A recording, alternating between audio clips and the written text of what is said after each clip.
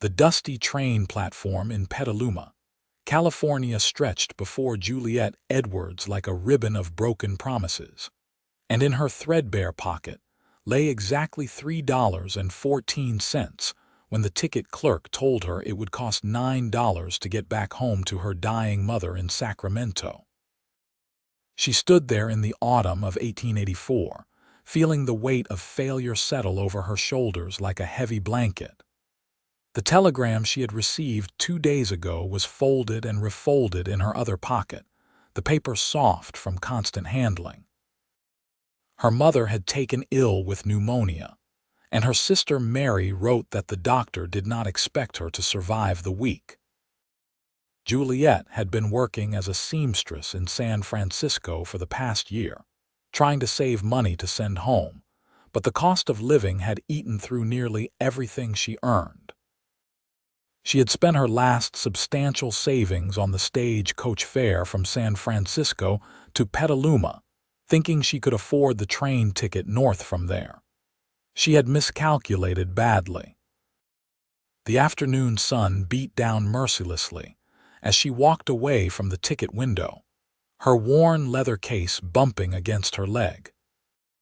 She wore her best dress, which was really her only presentable dress, a faded blue cotton thing that had been mended so many times it told the story of her poverty in careful stitches. At 22 years old, she had thought she would have made something of herself by now, but instead she was stranded 60 miles from her dying mother with nowhere near enough money to reach her. Juliet sat on a bench near the platform and put her face in her hands. She refused to cry in public, but the urge was overwhelming.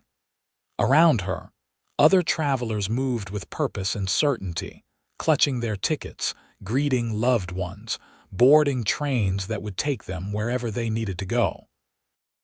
She alone sat motionless, trapped by circumstances she could not control. "Miss, you all right there?" The voice was deep and gentle, carrying a slight Texas drawl that marked the speaker as being far from home. Juliet looked up to find a tall man standing a respectful distance away, his hat in his hands. He appeared to be in his mid-20s, with sun-weathered skin and dark hair that was slightly too long, curling at his collar. His eyes were a striking gray-blue, and they held genuine concern as they looked at her. "I am fine, thank you," Juliet said automatically, straightening her spine and trying to appear more composed than she felt. The man shifted his weight, clearly uncertain whether to leave or stay.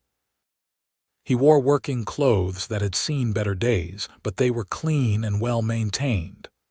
A cowboy, she thought, or perhaps a ranch hand.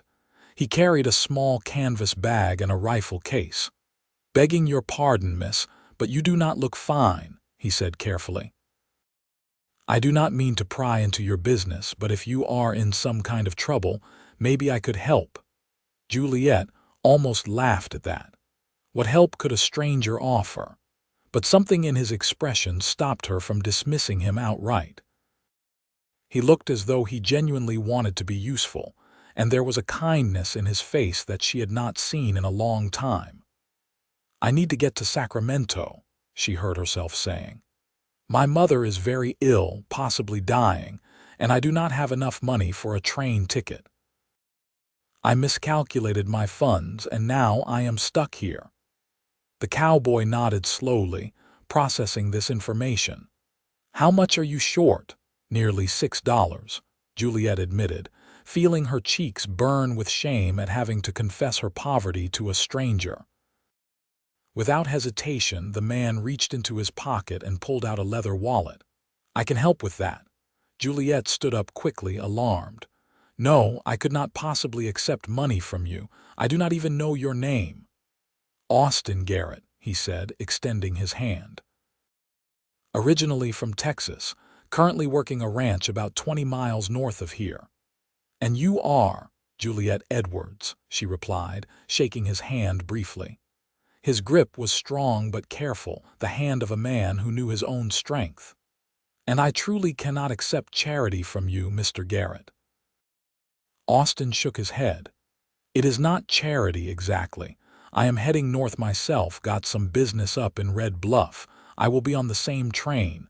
Think of it as helping a fellow traveler. He was already counting out bills. Besides, if your mother is as sick as you say, you need to get to her quickly. No sense sitting here arguing about pride when time matters. Juliet felt tears prick at her eyes. I would pay you back, every cent. I have employment in San Francisco and I could send you the money. We will work that out later, Austin said firmly. He walked over to the ticket window, and Juliet followed in a daze. 2 tickets to Sacramento, please, he told the clerk. The clerk, the same man who had turned Juliet away minutes before, looked between them with raised eyebrows but said nothing. He counted out the change and handed over 2 tickets. Austin gave one to Juliet, who took it with trembling fingers. Thank you, she whispered. You cannot know what this means to me. Austin put his hat back on and gave her a small smile. My mother passed 2 years ago. I was working in Montana at the time and did not make it back before she died. I would not wish that regret on anyone. Something in his voice made Juliet understand that this was not a casual good deed for him. He knew exactly what she was facing, had lived through his own version of it. That knowledge made his generosity even more profound. The train was scheduled to depart in 40 minutes. Austin suggested they get something to eat at the small restaurant near the station, and Juliet accepted, though she insisted on using her own meager funds for her meal. They sat across from each other in a booth near the window, and Juliet ordered the cheapest item on the menu, a bowl of soup and some bread. Tell me about your mother, Austin said as they waited for their food. Juliet found herself talking, the words spilling out as though a dam had broken.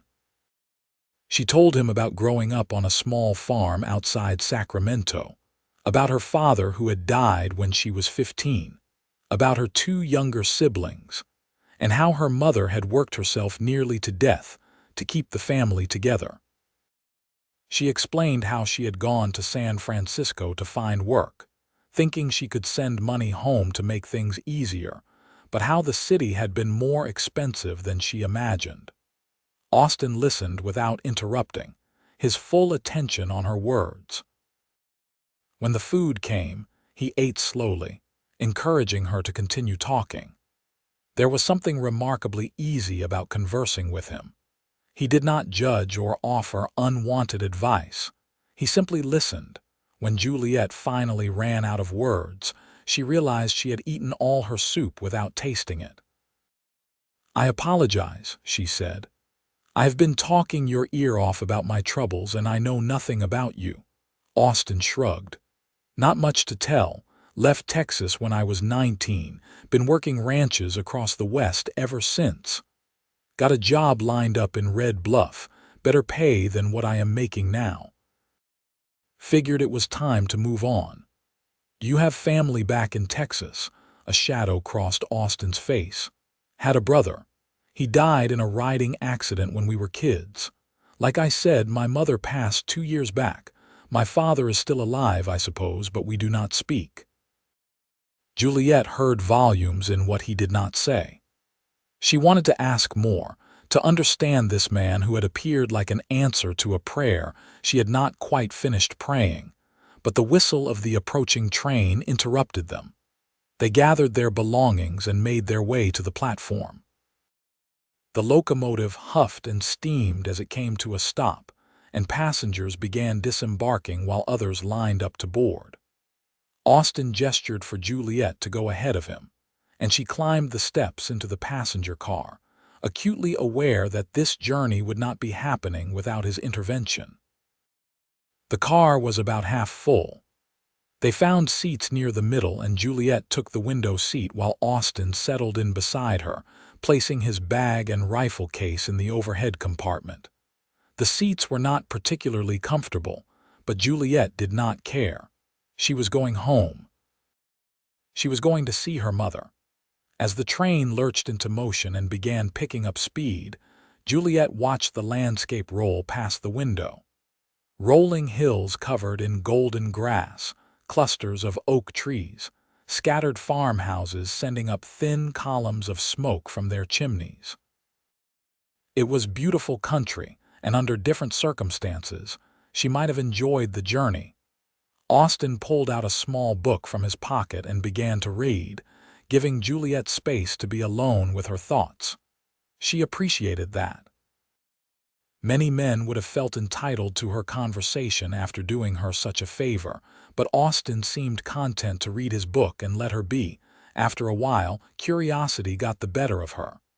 "What are you reading?" He held up the book so she could see the spine. "Poetry, Walt Whitman." Juliet could not hide her surprise.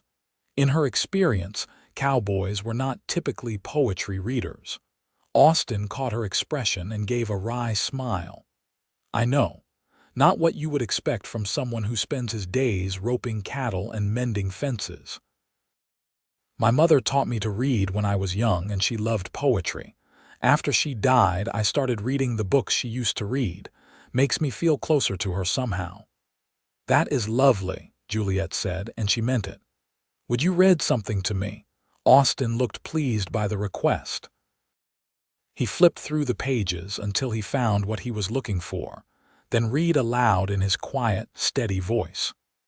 The poem was about the open road, about freedom and possibility, and the journey being as important as the destination. His voice suited the words, and Juliet found herself lulled by the rhythm of both the poetry and the train's movement. When he finished, she said, "Your mother sounds like she was a wonderful woman." "She was the best person I ever knew," Austin replied simply.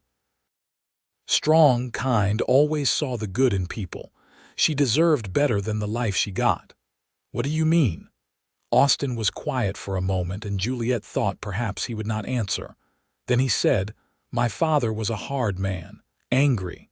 He took that anger out on her, on us. She stayed because she thought it was her duty, I suppose. After my brother died, things got worse.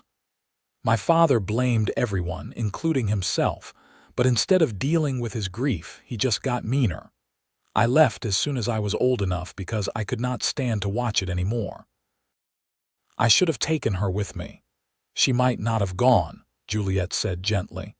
"Women of that generation, they had very fixed ideas about marriage and duty. I know, does not make me feel any less guilty about it." Austin returned his gaze to the book in his hands, though Juliet suspected he was not really seeing the words. They fell into a comfortable silence. The train rattled northward, stopping at small towns along the way to let passengers on and off. At each stop, Juliet felt her anxiety rise. They were getting closer to Sacramento, closer to whatever awaited her there. She tried to prepare herself for the possibility that her mother might already be gone, that she might arrive too late despite Austin's help. As if sensing her distress, Austin said, "Try not to borrow trouble. You will be there soon enough, and worrying will not change anything. I know, but my mind keeps going to the worst possible outcome. That is natural, but from what you have told me about your mother, she sounds like a fighter. Have faith." Juliet wanted to believe him, but faith had been in short supply lately. Still, she nodded and tried to calm her racing thoughts. As the afternoon wore on, they talked more, the conversation flowing easily between them. Austin asked about her work as a seamstress, and Juliet described the long hours in the cramped workshop, the demanding clients, the satisfaction of creating something beautiful with her hands. She asked about ranch work, and Austin painted vivid pictures of long days in the saddle, of cattle drives and branding, of sleeping under the stars and waking to sunrises that set the whole world on fire. "You like the work?" Juliet asked. Austin considered this. "I like the freedom of it. No one looking over your shoulder constantly, just you and the land and the animals. It is hard work, but it is honest work. Makes you strong." He paused. But it is lonely sometimes. You spend so much time with just your own thoughts that you start to wonder if you will forget how to talk to people. You seem to be managing just fine, Juliet said with a small smile. That is because you are easy to talk to. Austin said this matter-of-factly, as though it were an observable truth rather than a compliment. Juliet felt warmth spread through her chest. When was the last time someone had made her feel heard, valued, interesting? She could not remember. The past year in San Francisco had been so isolating. She worked long hours, slept in a boarding house room barely bigger than a closet, and spent her Sundays alone because she could not afford the social activities the other young women engaged in. "You are easy to talk to as well," she said. "I cannot thank you enough for what you have done for me today. I was truly desperate back there in Petaluma." "You would have figured something out," Austin said. "You strike me as resourceful." "I do not feel resourceful. I feel like I have been barely keeping my head above water for months." "Sometimes that is the same thing. Surviving when things are hard, that takes a special kind of strength." Juliet turned to look at him fully. His profile was outlined against the window, strong and honest. There was nothing flashy about Austin Garrett, nothing that would make him stand out in a crowd, but there was a solidity to him that she found deeply appealing. He was the kind of man you could rely on, the kind who kept his word and did what needed doing without complaint.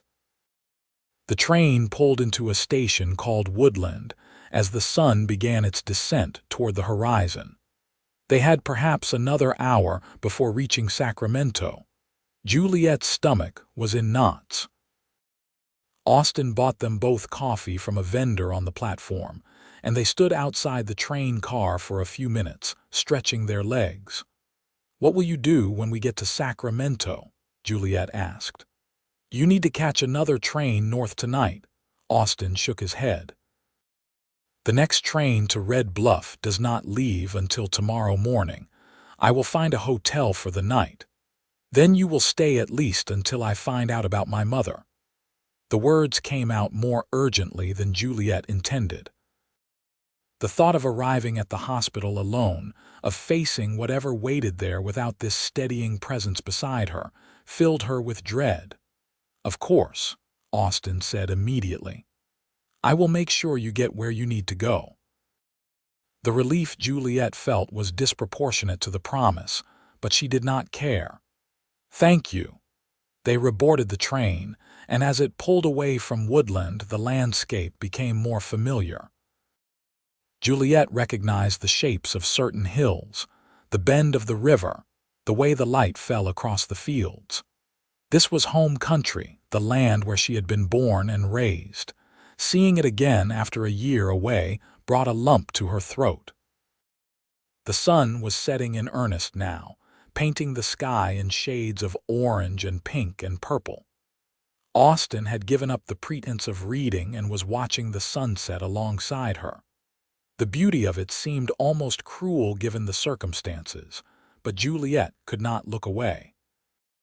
"I used to think California had the most beautiful sunsets in the world," she said softly. "My father would sometimes take us outside in the evening just to watch the sun go down. He said it was important to notice beautiful things because life was hard enough without forgetting that beauty existed." Sounds like a wise man.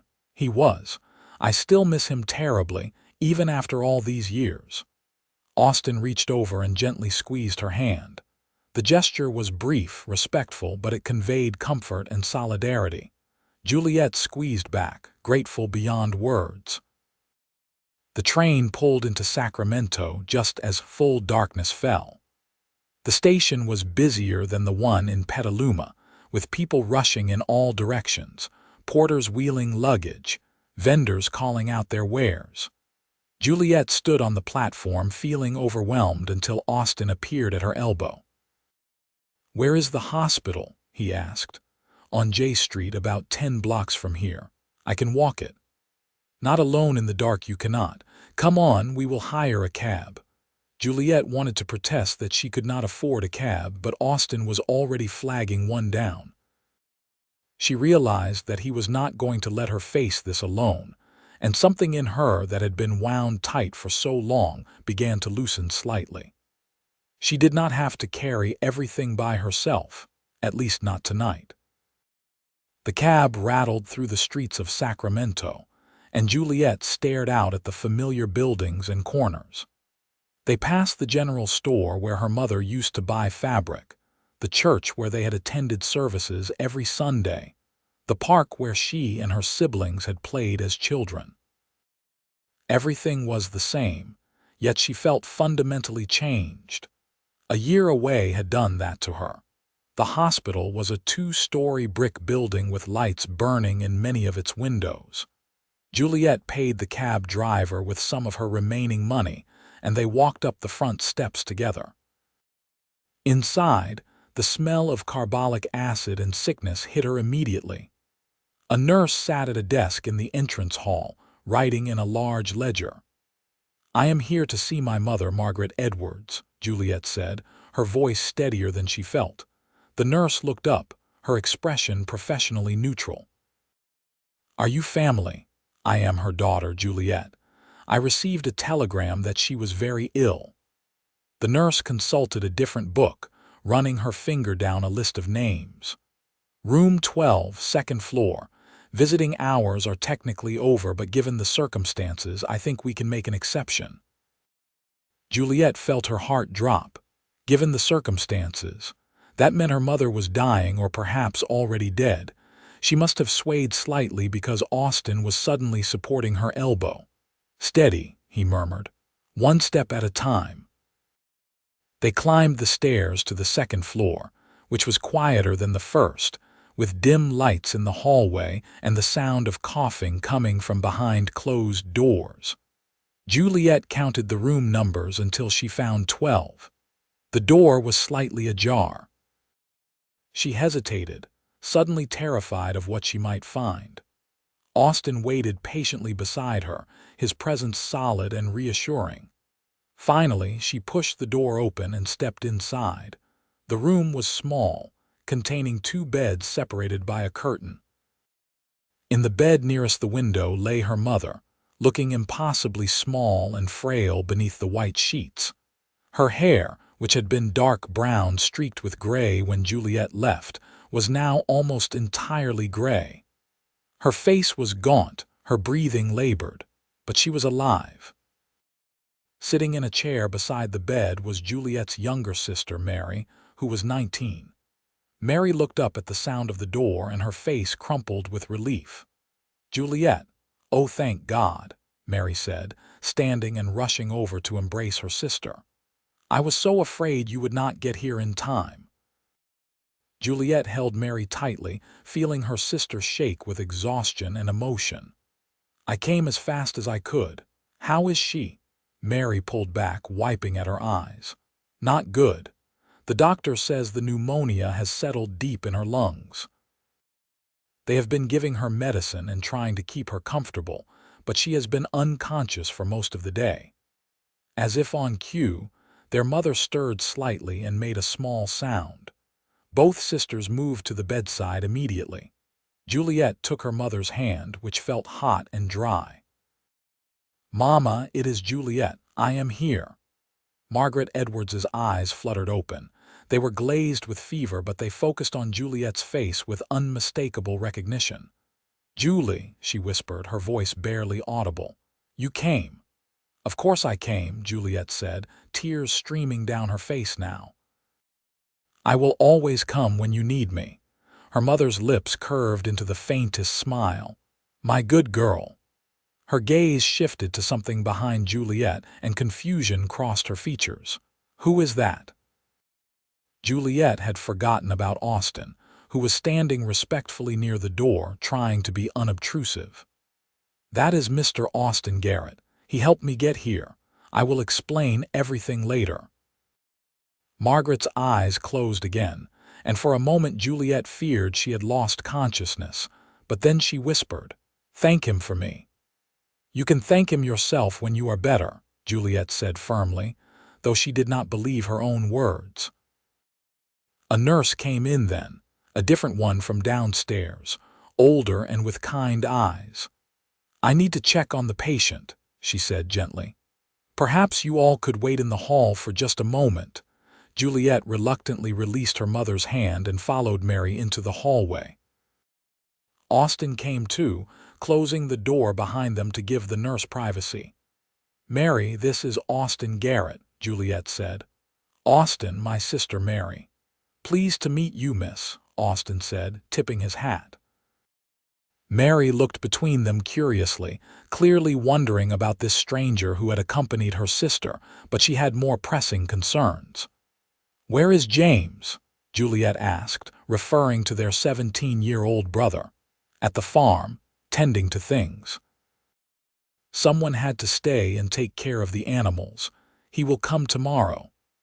"How long has Mama been here?" "For days. She collapsed while working in the garden. Mr. Henderson from the next farm over brought her in his wagon. The doctor says it is one of the worst cases of pneumonia he has seen this year." The nurse emerged from the room. "You can go back in now. I should tell you it could be tonight, or it could be a few days more, but you should prepare yourselves. Her lungs are very congested." Juliet nodded, numbly taking in this information. She had known it was bad, but hearing it stated so bluntly made it real in a way it had not been before. They returned to the room, and Juliet took up her position beside the bed. Mary sat on the other side, and Austin found a chair in the corner where he could be present but not intrusive. The hours crawled by. Margaret would occasionally surface into consciousness, say a few words, then slip back into fevered sleep. Juliet and Mary took turns talking to her, telling her about their lives, sharing memories, anything to keep her connected to the world. Around midnight, a doctor came in to examine her, listened to her lungs with his stethoscope, and left without saying much beyond that they should continue to keep her comfortable. At some point, Mary fell asleep in her chair, exhausted from days of vigil. Juliet remained awake, holding her mother's hand, listening to each labored breath and praying it would not be the last. She was vaguely aware of Austin in his corner, still awake, still keeping watch. Around 3 in the morning, when the hospital was at its quietest, Margaret's eyes opened with unexpected clarity. "Juliet," she said, her voice stronger than it had been. "I am here, Mama. I need to tell you something." Margaret took a difficult breath. "You have been so good trying to help the family, working so hard, but you have a life of your own to live. Do not sacrifice your happiness out of obligation. You are my mother. Taking care of you is not a sacrifice. Listen to me." Margaret squeezed her hand with surprising strength. "I am proud of you, so proud, but I need you to promise me that you will find joy in your life. Find love, build a family, do not let duty consume everything." "Mama, please, you should not be talking like this. You need to rest and get better. Promise me," Margaret insisted. "I promise," Juliet said, the words torn from her. Margaret's gaze drifted to where Austin sat. "That young man, the one who helped you, he is a good one, I can see it in his face. Yes, he is very kind. Kind is important. Your father was kind." Margaret's eyes closed and her breathing began to slow. "I am so tired, Julie."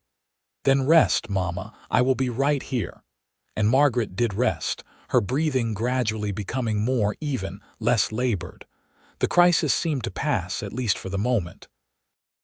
As dawn began to break outside the window, painting the sky in soft pastels, Juliet felt the first stirrings of hope. Perhaps her mother would pull through after all. Perhaps the worst had passed. The morning nurse came in with breakfast, a thin broth that she helped Margaret eat a few spoonfuls of. Mary woke, stiff and disoriented, and Juliet convinced her to go home for a few hours to wash and change clothes. Austin had disappeared at some point and returned with coffee and bread for Juliet, which she accepted gratefully. "You should rest," he said. "I can sit with her for a while." "I cannot leave her." "I am not suggesting you leave the hospital, but there is a waiting room down the hall. You could lie down on the sofa there for an hour or two. You will be no good to anyone if you collapse from exhaustion." Juliet wanted to argue, but she was swaying on her feet. The emotional toll of the past 24 hours combined with no sleep was catching up with her. "You will come get me if anything changes." "Immediately," Austin promised. Reluctantly, Juliet went to the waiting room and lay down on the uncomfortable sofa. She thought she was too anxious to sleep, but exhaustion pulled her under within minutes. She woke 2 hours later to find Austin sitting in a chair near the sofa, reading his book of poetry. "Your mother is resting peacefully," he said before she could ask. The doctor came by and said she seems to have turned a corner. He is cautiously optimistic. Relief flooded through Juliet so powerfully that she started crying. Austin moved to sit beside her on the sofa and put a tentative arm around her shoulders. She turned into his embrace, letting herself cry out the fear and tension that had been building since she received that telegram. "It is all right," Austin murmured. "Let it out. You have been holding yourself together for so long." When the tears finally subsided, Juliet pulled back, embarrassed. "I apologize. I have been nothing but a mess since you met me. You have been dealing with a crisis. Anyone would be upset." Austin pulled out a handkerchief and handed it to her. "Besides, I do not think you are a mess at all. I think you are remarkably strong." Juliet wiped her eyes. "I do not feel strong. The strongest people rarely do." They returned to Margaret's room, where she was indeed looking better. Her color was improved, her breathing easier. Over the next few days, she continued to improve gradually. The doctor downgraded his prognosis from dire to serious, then from serious to guarded. It was not a fast recovery, but it was steady. Austin stayed. His train to Red Bluff left without him the next morning, and then the one after that. Juliet protested that he had already done too much, that she could not ask him to delay his new job, but Austin waved away her concerns. "I sent a telegram to the ranch in Red Bluff explaining the situation. They said the position will wait for me, and you did not ask me to stay. I am choosing to." "Why?" Juliet asked, genuinely confused. "You have already been so generous. Why would you give up more of your time for strangers?" Austin looked at her for a long moment before answering. "Because you are not strangers to me anymore. And because I want to make sure you and your family are all right." There was something in his eyes as he said this, something that made Juliet's heart beat faster. She recognized that look because she suspected she wore it herself when she looked at him. Over the past few days, something had shifted between them. What had started as gratitude on her part and compassion on his had deepened into something more complex and precious. They fell into a routine. Juliet and Mary would spend the days at the hospital, taking turns reading to their mother, helping her eat, keeping her company. Austin made himself useful, running errands, bringing food, sitting with Margaret when the sisters needed breaks. In the evenings, after visiting hours ended, he would walk Juliet back to her family's farm, a modest property several miles outside the city. The farm had seen better days. The house needed painting, several shingles were missing from the roof, and the fence around the vegetable garden was falling down. Juliet's brother James, a serious young man with their father's eyes, was doing his best to keep everything running, but it was clear he was overwhelmed. "I can help with some of this," Austin offered on his third evening there, looking at the sagging fence. "We could not ask you to do that," Juliet said. "You have already done so much. You are not asking. I am offering. Besides, I am staying at the boarding house in town with nothing much to do during the days while you are at the hospital. Might as well make myself useful." And so Austin began working on the farm, repairing the fence, patching the roof, fixing the broken door on the chicken coop. James was grateful for the help, and the two men developed an easy camaraderie. In the evenings, they would all have dinner together, simple meals that Mary or Juliet cooked, and talk about the day. Margaret continued to improve. 2 weeks after Juliet's arrival, the doctor said she could go home, though she would need several more weeks of rest and recuperation. They brought her back to the farm in a hired wagon, Austin and James supporting her as she walked slowly to her bedroom. "It is so good to be home," Margaret said, tears in her eyes as she looked around the familiar room. "I was afraid I would never see this place again." Juliet helped her mother into bed, tucking the quilts around her. "You are going to be fine, Mama. You just need to rest and let us take care of you for a while." Over the following weeks, Margaret's strength returned gradually. She was able to sit up in bed, then to sit in a chair by the window, then to walk slowly around the house. Her appetite returned and color came back to her cheeks. The doctor declared her recovery remarkable, and Juliet silently thanked whatever benevolent force had brought Austin into her life at precisely the moment she needed him. Austin was still there, still finding work to do around the farm, still showing up for dinner every evening. He had sent another telegram to Red Bluff saying he would not be taking the position after all, that circumstances had changed. When Juliet asked him about it, concerned that he was sacrificing too much, he simply said, "I like it here. I like your family. I am in no hurry to leave." The truth, which both of them were dancing around but not quite acknowledging, was that they had fallen in love. It had happened quietly, naturally, over shared meals and long conversations, and the intimacy of going through a crisis together. Juliet found herself looking for Austin whenever he was not immediately visible, felt her spirits lift when he walked into a room. Austin's eyes followed her constantly, and he found excuses to be near her, to touch her hand or shoulder in passing. One evening in late October, after dinner had been cleared and Margaret was settled in her room, and Mary and James had gone to tend to the animals, Juliet and Austin found themselves alone in the kitchen. Juliet was washing dishes and Austin was drying them, a comfortable domestic scene that felt both novel and utterly right. "Can I ask you something?" Austin said, setting down a dried plate. "Of course. What will you do now? Will you go back to San Francisco?" Juliet had been avoiding thinking about this question. Her employer had been understanding when she sent a telegram explaining the situation, but she could not keep her position indefinitely if she was not there to work. Yet the thought of leaving her mother so soon after her recovery, of leaving the farm that clearly needed her help, of leaving Austin, felt impossible. "I do not know," she admitted. "I need to work to support myself, but I do not want to leave my family again.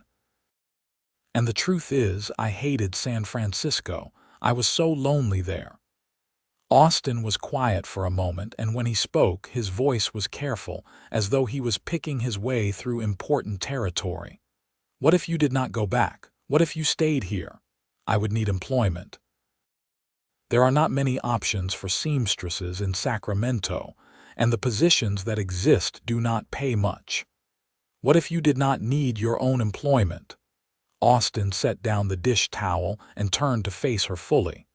"What if you had someone to help support you and your family?" Juliet's heart started pounding. "What are you saying?" "I am saying that I have fallen in love with you, Juliet Edwards. I am saying that these past weeks have been the happiest of my life. I am saying that if you will have me, I would like to marry you. I can work. There are ranches around here that need good hands, and I know one of the bigger spread south of Sacramento is looking for a foreman. I could apply for that position. Between what I could earn and what we could make from the farm, we could support your family and ourselves." Juliet stared at him, barely able to process what she was hearing. "You want to marry me? More than I have wanted anything in a long time." Austin reached out and took both her hands in his. "I know this is fast. I know we have only known each other for a few weeks. But sometimes you just know when something is right, and this feels right to me. You feel right to me." "You feel right to me too," Juliet whispered. "I love you. I did not think I could fall in love so quickly, but I have." Austin's face broke into a smile, and he pulled her into his arms, holding her tight. Juliet wrapped her arms around him, feeling safe and cherished in a way she had not felt since before her father died. This man, this good, kind, steady man, loved her and wanted to build a life with her. "Is that a yes?" Austin asked, pulling back to look at her face. "Yes," Juliet said, laughing and crying at the same time. "Yes, I will marry you." Austin kissed her then, a gentle, reverent kiss that promised everything she had been afraid to hope for. When they finally broke apart, both of them were grinning like fools. They told the family that evening, and the reactions were everything Juliet could have hoped for. Margaret cried happy tears and said she had suspected this was coming, that she had seen the way they looked at each other. Mary hugged Juliet tightly and whispered that she was so happy for her. James shook Austin's hand solemnly and said he could not think of a better man to join their family. They were married 3 weeks later in the small church where Juliet had been baptized, with the minister who had known her family for years officiating. It was a simple ceremony. Juliet wore a dress she had made herself from fabric that Mary had helped her pick out, a soft cream-colored cotton with lace at the collar and cuffs. Austin wore his best clothes, his hair freshly cut, looking nervous and happy and unbearably handsome. Margaret was well enough to attend, though she tired easily and had to sit for most of the ceremony. She beamed throughout, and when the minister pronounced them husband and wife, she applauded along with everyone else. The reception was held at the farm, with neighbors and friends bringing food and well wishes. It was nothing fancy, but it was filled with genuine warmth and celebration. As Juliet danced with her new husband in the yard while someone played a fiddle, she thought about how her life had changed so dramatically in such a short time. 2 months ago, she had been alone and struggling in San Francisco. Now she was married to a wonderful man, her mother was recovering, and she was home. "What are you thinking about?"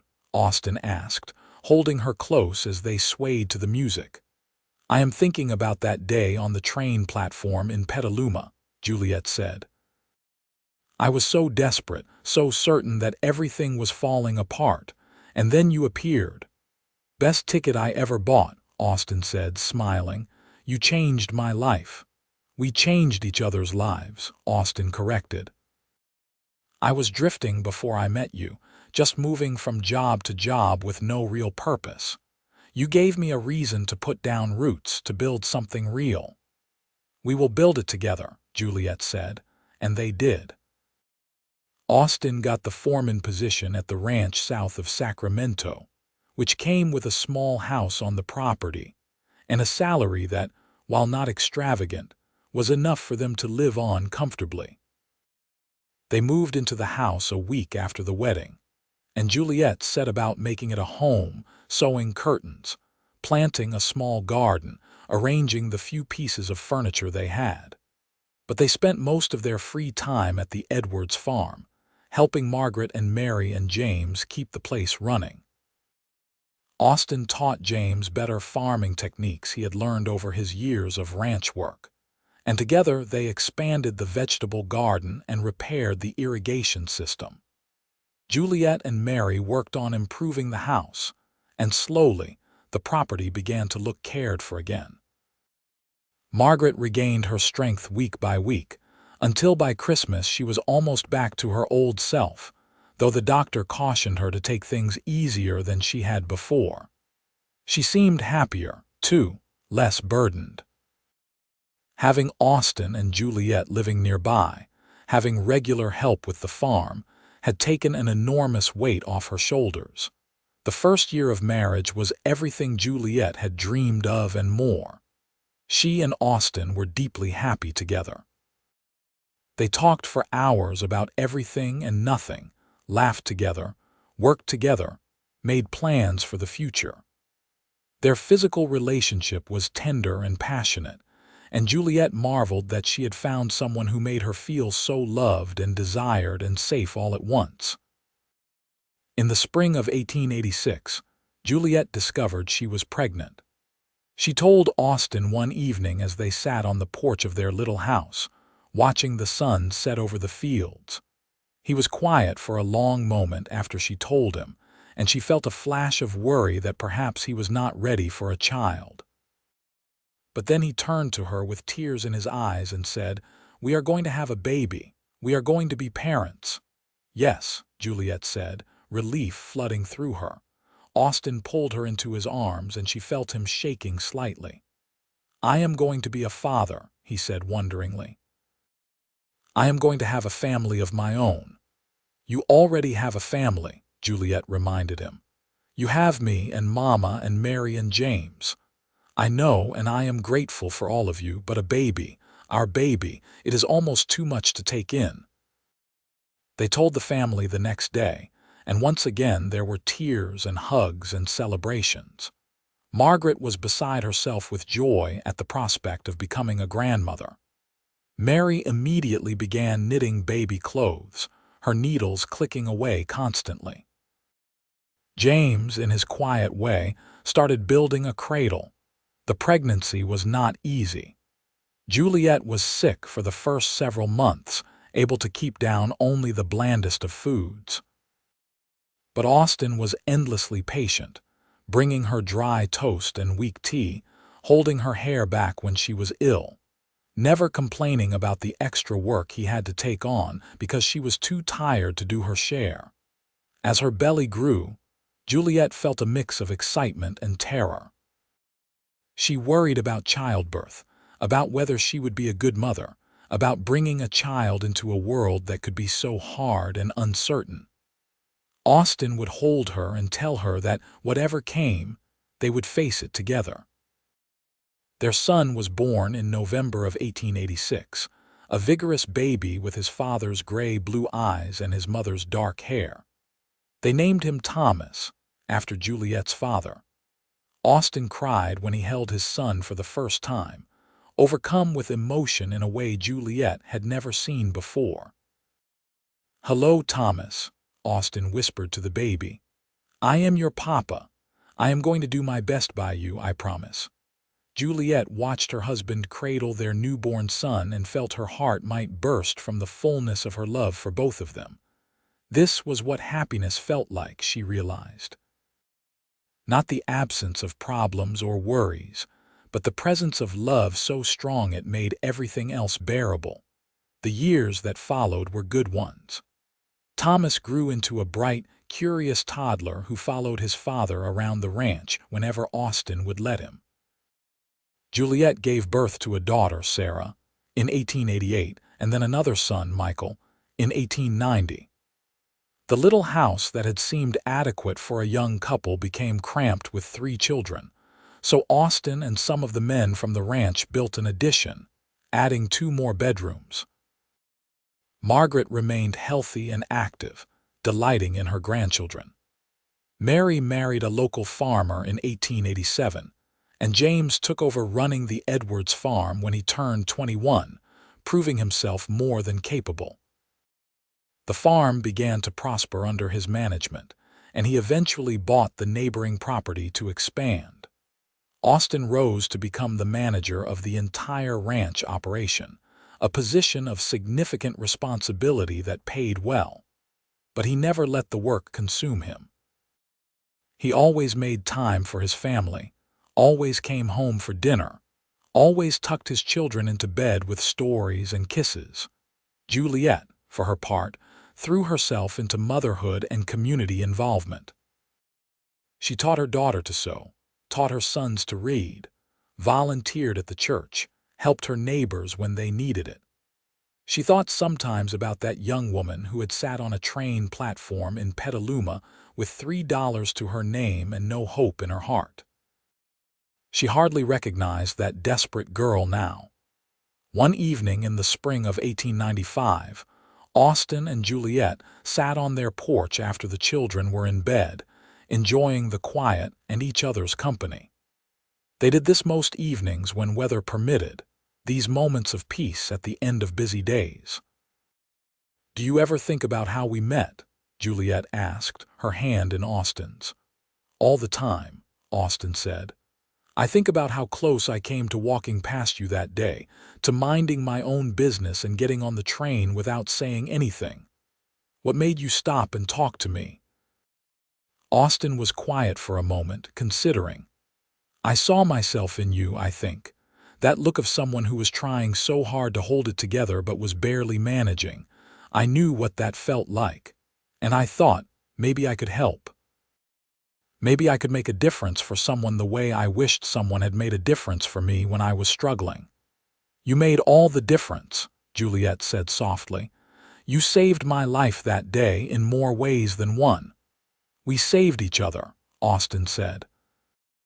He turned to face her, his expression serious. "Before you, I was just existing, moving from place to place, working jobs that meant nothing, not letting myself get close to anyone.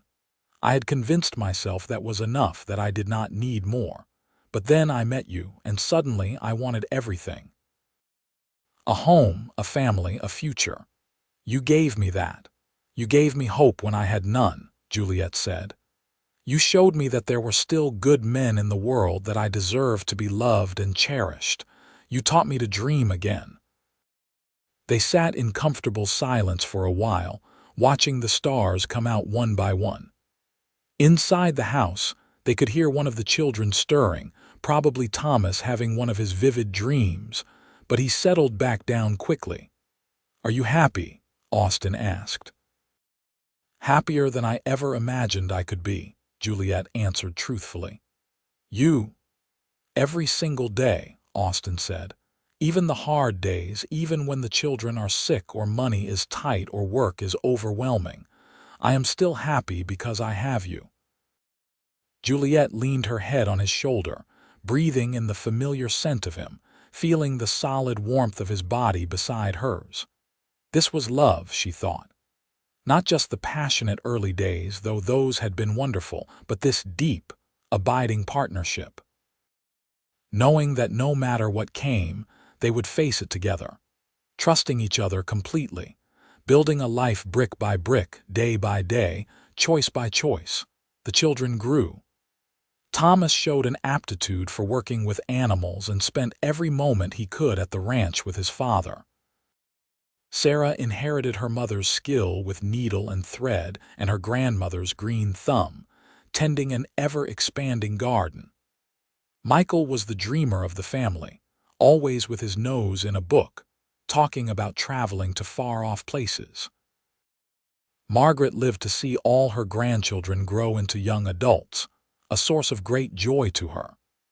She passed peacefully in her sleep in 1903, at the age of 68, having lived to see her daughter happily married and her family prospering. The entire community turned out for her funeral, a testament to the respect and affection she had earned over her lifetime. Juliet grieved her mother deeply, but there was also gratitude in her grief. She had gotten to say goodbye, unlike that desperate race north on the train 19 years earlier. She had gotten years of watching her mother enjoy her grandchildren, of seeing her free from the grinding poverty and worry that had marked so much of her earlier life. Margaret had died knowing her children were all right, and there was comfort in that. Mary and her husband had 4 children of their own and lived contentedly on their farm. James married late, at 31, to a woman who had been widowed young, and helped raise her 2 children along with the 3 they had together. The Edwards family grew and flourished, and at the center of it all was the foundation Margaret and her late husband had built. Austin's father died in Texas in 1897, and Austin received a letter from a lawyer informing him that he had been left a small inheritance. Austin sent the money to a children's home in Texas, wanting nothing to do with it. He had made peace with his past, but that did not mean he wanted anything from it. The ranch where Austin worked eventually came up for sale in 1902, and Austin and Juliet made the bold decision to buy it. It took every penny of their savings and a loan from the bank, but they became landowners, responsible for hundreds of acres and dozens of cattle. It was terrifying and exhilarating at the same time. Thomas, now 16, threw himself into the ranch work with enthusiasm. Sarah helped her mother manage the household, which now included housing and feeding the ranch hands. Michael, though less interested in ranching, proved to have a head for numbers and took over managing the books. The work was hard, but they prospered. The cattle market was good, and Austin's years of experience meant he knew how to avoid the pitfalls that trapped less knowledgeable ranchers. They were able to pay off the bank loan in 5 years, and by 1910, the ranch was thriving. In 1908, Thomas married a young woman from Sacramento, and they settled in the foreman's house on the ranch property. Sarah married in 1910, a teacher from the nearby town, and moved to a small house in town, though she visited the ranch frequently. Michael, true to his dreams, went east to college, eventually becoming a journalist and traveling the world, though he always came home for Christmas. As Juliet and Austin grew older, they began to slow down, handing over more of the daily ranch operations to Thomas and his growing family. They spent more time on the porch, more time with their grandchildren, more time simply enjoying each other's company. One day in 1920, as they celebrated their 35th wedding anniversary with a gathering of all their children and grandchildren, Austin pulled Juliet aside for a private moment. "I bought you something," he said, pulling a small box from his pocket. Juliet opened it to find a delicate gold locket. She opened the locket to find a tiny photograph of the two of them on their wedding day, young and hopeful and so obviously in love. "I found the photograph in an old trunk," Austin explained. "I thought you might like to have it close to your heart." Juliet felt tears spring to her eyes. "It is perfect. Will you help me put it on?" Austin fastened the locket around her neck, his fingers still deft despite the arthritis that had begun to trouble his hands. Juliet touched the locket, feeling the warmth of the metal against her skin. 35 years, she said wonderingly. Where did the time go? "It went into this," Austin said, gesturing at the gathered family, the ranch spread out around them, the life they had built. "Every single day of it, and I would not change a moment." "Neither would I," Juliet said. She looked at her husband, his hair now silver, his face lined with years of sun and wind and laughter. He was still the most handsome man she had ever seen. "You bought me a train ticket all those years ago, and you have been riding beside me ever since." "And I will keep riding beside you until the very end," Austin promised. And he did. They lived to see more grandchildren born, to see the ranch continue to prosper, to see their children build happy lives of their own. They grew old together, their love deepening and maturing like fine wine, becoming richer and more complex with each passing year. They celebrated their 50th wedding anniversary in 1935 with a huge party at the ranch, attended by what seemed like half of Sacramento. Their children and grandchildren gave speeches, friends and neighbors shared stories, and Austin and Juliet danced together just as they had at their wedding, moving slowly but still perfectly in sync. Juliet wore the locket she never took off, the one Austin had given her 15 years earlier. Austin wore his best suit, the same one he had worn to their wedding, carefully preserved all these years and still fitting him reasonably well. As the sun set on that golden anniversary, painting the California sky in brilliant shades of orange and pink, just like it had on that train ride so long ago, Juliet thought about the journey that had brought them here. It had started with desperation and a stranger's kindness. It had grown into the greatest love story she could have imagined. "What are you thinking about?" Austin asked, still able to read her thoughts after all these years. "I am thinking about how a $9 train ticket changed my entire life," Juliet said. "I am thinking about how lucky I am that you were on that platform that day." "Luck had nothing to do with it," Austin said. "That was fate, pure and simple. We were meant to find each other." "You really believe that?" "With everything in me," Austin said firmly. "I was meant to be there that day. I was meant to buy that ticket. I was meant to ride beside you then and for the rest of our lives. It is the surest thing I have ever known." Juliet kissed him then, surrounded by their family and friends, their life's work spread out around them, the future bright with the promise of more grandchildren and great-grandchildren to come. This was what that $9 train ticket had bought them. Not just passage to Sacramento, but passage to a whole life together. A life filled with love and laughter and hard work and deep satisfaction. Austin lived to be 82, passing away peacefully in 1940 with Juliet holding his hand. True to his word, he rode beside her until the very end. Juliet lived another 6 years, surrounded by her children and grandchildren, secure in the knowledge that the love she and Austin had shared had created something that would endure long after they were both gone. The ranch stayed in the family, passed down through the generations. The little locket with the wedding photograph became a treasured heirloom. And the story of how Juliet and Austin met, of the cowboy who bought a train ticket for a desperate young woman and rode beside her all the way home, and then for 50 years beyond, became family legend, told and retold to children and grandchildren as an example of how love could bloom in the most unexpected places. It was a story about kindness rewarded, about taking chances, about strangers becoming soulmates. It was a story about the American West in all its hardship and beauty. But most of all, it was a love story, the kind that happened once in a lifetime if you were very lucky. The kind that started with a simple act of compassion and grew into something that changed everyone it touched. And it all began with $9, a train ticket, and 2 people who were brave enough to believe that sometimes, when you help someone find their way home, you find your own home in the process. That was the gift Austin and Juliet gave each other on that platform in Petaluma all those years ago.